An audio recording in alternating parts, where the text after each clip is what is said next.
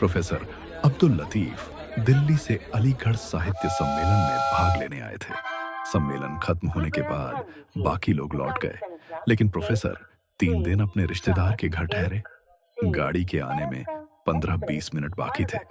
उन्होंने अपने सामान के पास बैठे कुली को सावधान किया और समय काटने के लिए व्हीलर के स्टॉल पर चले गए।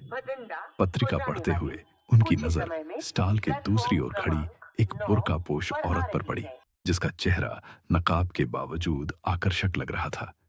प्रोफेसर कुछ पल उसे देखते रहे, फिर टहलते हुए प्लेटफॉर्म पर चल दिए। उनके मन में यह विचार आया कि कहीं यह चेहरा उन्हें पहले कहीं दिखा था। इतने में अचानक एक आवाज सुनाई दी, सुनिए। प्रोफेसर चौंक गए। औरत, जो वही बुर्कापोश थी, उनके सामने खड़ी थी। नकाब हटते ही उसका चेहरा जगमगा उठा। प्रोफेसर को अब विश्वास हुआ कि उन्होंने उसे कहीं देखा था। वो औरत, जिसका नाम जरीना था, बताती है कि दिल्ली में बेगम साहिबा की बेटी का जन्मदिन था और बेगम साहिबा ने पैकेट और चिट्ठी अपनी नतनी के लिए भेजे थे। लेकिन जरीना दिल्ली नहीं जा सकती थी, इसीलिए उसने प्रोफेसर साहब से मदद मांगी कि वे यह पैकेट दिल्ली पहुंचाएं। प्रोफेसर ने तुरंत हामी भर दी। जरीना बार बार धन्यवाद देती रही। प्रोफेसर साहब ने पैकेट और लिफाफे पर नजर डाली और बेगम साहिबा की लिखावट पहचान ली। थोड़ी देर में ट्रेन भी आ गई। ट्रेन आते ही प्लेटफॉर्म पर हलचल मच गई।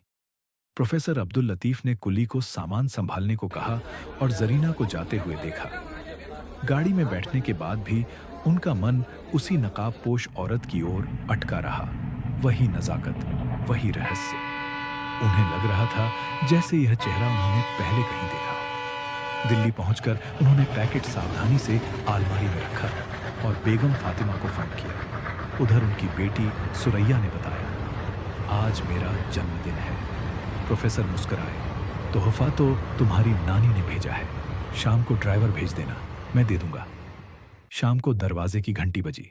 बाहर 2 व्यक्ति खड़े थे, एक मोटा सूट बूट में और दूसरा दुबला पतला। मोटे वाले ने कहा, हम सीआईडी से हैं। हमें खबर मिली है कि आपके पास एक संदिग्ध पैकेट है। प्रोफेसर चौंके। पैकेट? हाँ, लेकिन उसमें तो बस एक तोहफा है। जरा खोलकर दिखाइए, उन्होंने कहा। प्रोफेसर साहब ने हार लाकर उनके हाथ में दे दिया। एकाएक लंबा वाला हवलदार बोला, इंस्पेक्टर साहब, यह असली हार नहीं है। यह तो केवल कांच के टुकड़े हैं। इंस्पेक्टर गला फाड़कर बोल उठा, क्या कहते हैं आप? ठीक ही तो कह रहा हूं। मैंने इनकी अच्छी तरह जांच कर ली है। तो फिर असली हार कहां गया? यह कहते इंस्पेक्टर ने पल भर को प्रोफेसर साहब पर आंखें गाड़ दी और पूछा, आपने इस पैकेट को खोला तो नहीं था? प्रोफेसर साहब बौखला उठे। उनके कंठ से बड़ा अजीब सा स्वर निकला, भला मुझे इसको खोलने की क्या जरूरत थी? मेरी नजर में तो यह किसी की अमानत थी। मैं अमानत में खयानत नहीं कर सकता था। इंस्पेक्टर ने फिर कोई जवाब नहीं दिया और आतशी शीशे से पैकेट को बड़े गौर से देखने लगा। प्रोफेसर साहब बोले, यह पैकेट बहुत अच्छी तरह बंद था और इस पर लाख की मोहरें भी लगी थीं। इंस्पेक्टर ने कहा, लाख वाली मोहरों की बात भी ठीक है, लेकिन इसके साथ यह बात भी ठीक है कि एक बार यह पैकेट जरूर खोला गया था, क्योंकि इस पर पहले की लगी लाख के चिन्ह खुरचने के बाद दूसरी बार लाख की मोहरें लगाई गई हैं। अब प्रोफेसर साहब इतने सहम गए कि बेख्तियार ही बोल उठे, माफ कीजिए, लगता है कि आप मुझ पर इल्जाम लगा रहे हैं कि इस चोरी में मेरा भी कोई हाथ है। मैं आपको सावधान कर देना चाहता हूं कि मेरे भी बड़ों बड़ों से संबंध हैं। आप मुझे इस तरह घसीट नहीं सकते। इतने में टेलीफोन की घंटी बजी।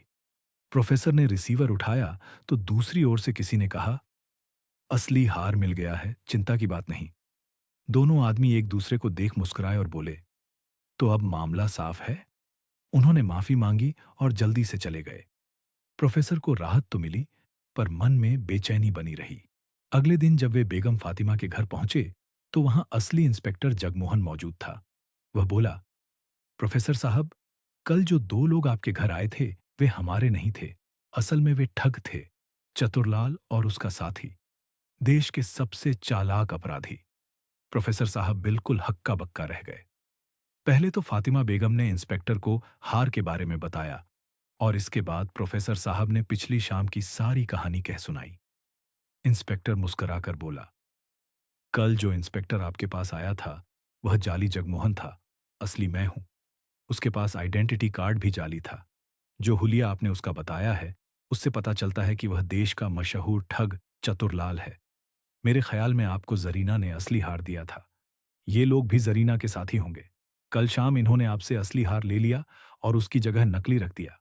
इस फर्जी इंस्पेक्टर का यह बयान भी गलत था कि सीओ आईओ डी0 का आदमी अलीगढ़ के रेलवे स्टेशन से ही आपके पीछे लगा हुआ था। यह सब आपको धोखा देने की बातें थीं। 10-15 मिनट बाद असली इंस्पेक्टर जगमोहन ये रिपोर्ट लेकर वापस चला गया। इस घटना को घटे 3.5 वर्ष हो चुके हैं। अब तक न तो जरीना का, न उसके साथियों का और न हार का पता चला है। अलबत्ता नकली हार पर पुलिस ने कब्जा जमा रखा है। कभी कभी जब वे किसी स्टेशन से गुजरते तो उन्हें वही नकाबपोश चेहरा याद आ जाता। वह मुस्कुराते और मन ही मन सोचते, जिंदगी का बड़ा सबक मिला। हर मुस्कुराहट भरोसे के काबिल नहीं होती।